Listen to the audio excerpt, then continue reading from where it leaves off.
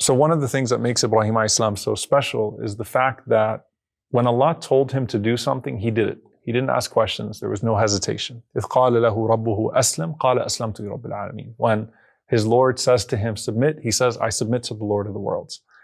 And in the case of Ibrahim alayhi salam, it's not just that he's submitting in regards to religious commands and things of that sort, but he's submitting to Allah subhanahu wa ta'ala when he is being detached from some of the things that every human being seeks in life. And when you're reading his story, even in the Quran, in his journey, it's like every time he gets to a certain place where it seems like things are settling down, there's another twist.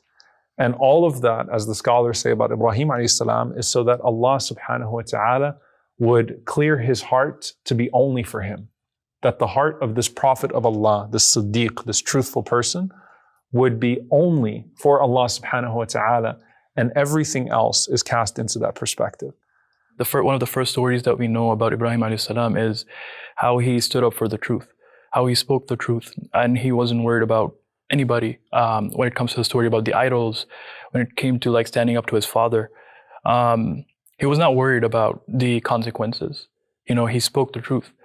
So, subhanAllah, so in order to become the friend of Allah, he did start his journey by something very simple, by standing up for what's right, by standing up for what's the truth.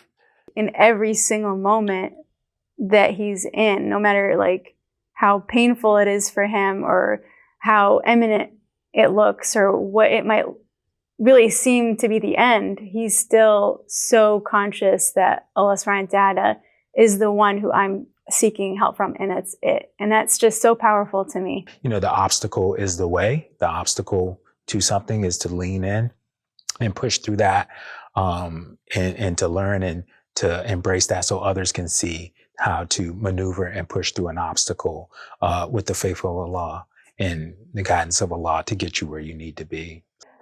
Sometimes you'll be like, I'm doing all of this, I'm trying to be a good Muslim, but still bad things happen to you. And this was the friend of Allah, and he went through all of this.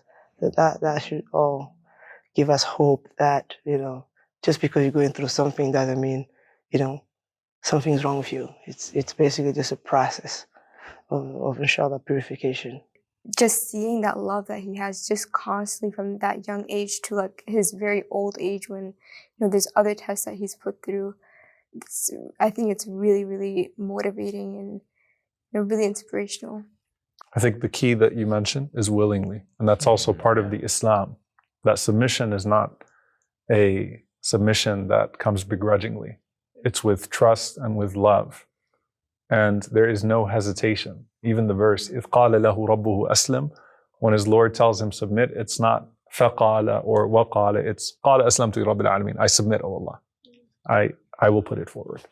If you're benefiting from this content, then please make sure to click subscribe and make sure that you turn on your notifications.